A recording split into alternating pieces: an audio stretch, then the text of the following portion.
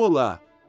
Com o final da Segunda Guerra Mundial, o mundo se encontrou novamente dividido entre dois blocos antagônicos, dessa vez entre os capitalistas liderados pelos Estados Unidos e os socialistas liderados pela União Soviética.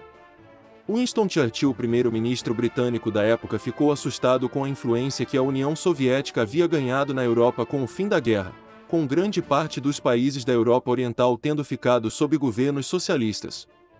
Assim, ele propôs a chamada Operação Impensável, que basicamente consistia em um ataque surpresa dos Estados Unidos e seus aliados da Europa Ocidental contra a União Soviética, avançando sobre território que estava sob controle soviético para retirar a influência socialista dos países da Europa Oriental.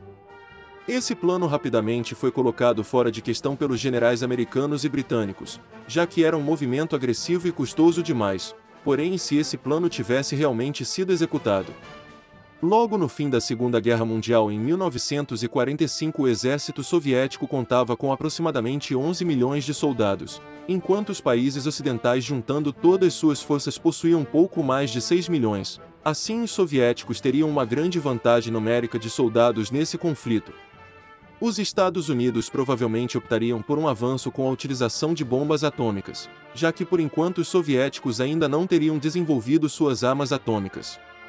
No dia 1 de julho de 1945, aproximadamente 2 meses após o fim da Segunda Guerra na Europa, os países ocidentais lançam um ataque em escala total contra os soviéticos, avançando em todo o fronte europeu.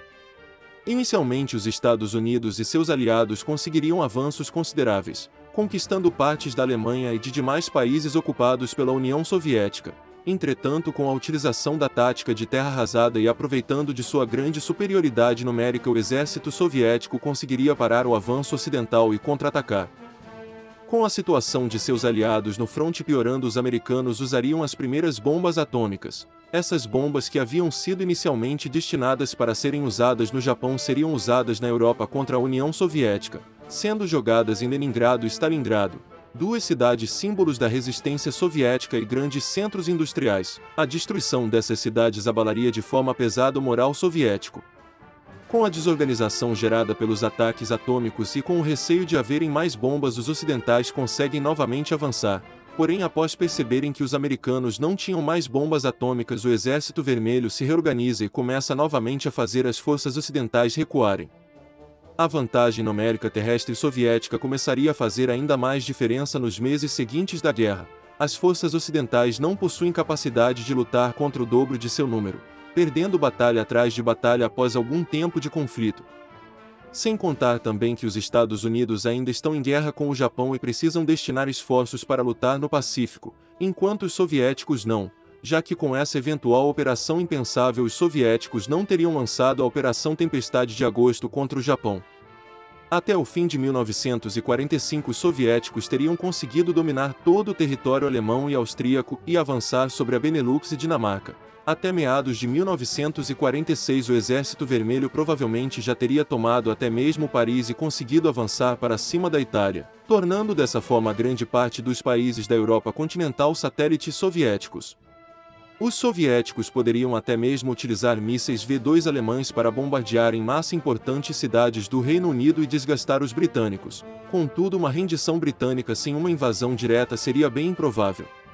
No final de 1946, os americanos e britânicos assinariam um tratado de paz com os soviéticos, colocando fim à guerra, que seria um desastre total para os países ocidentais. Agora praticamente toda a Europa continental está sob controle da União Soviética e os poucos países que ainda resistem fora de governos socialistas correriam grande risco de levarem golpes de Estado apoiados pelos países vizinhos. Bom, é claro que é impossível prever exatamente o que aconteceria, mas esse seria o cenário mais provável. Não é à toa que o nome da operação era impensável, porque a chance de sucesso era mínima e beirava a loucura uma operação dessas proporções naquele momento. Os generais americanos e britânicos deixaram claro que por conta da enorme superioridade numérica soviética uma vitória seria quase impossível. Uma coisa é inegável: isso mudaria completamente o cenário da Guerra Fria nos anos seguintes. O lado dos Estados Unidos estaria extremamente enfraquecido, tendo como seus principais apoiadores apenas o Reino Unido e o Japão. enquanto a União Soviética contaria com França e Itália e uma Alemanha unificada sob governo socialista. A Guerra Fria seria completamente diferente. Novos conflitos que não existiram na nossa realidade poderiam acabar eclodindo nessa.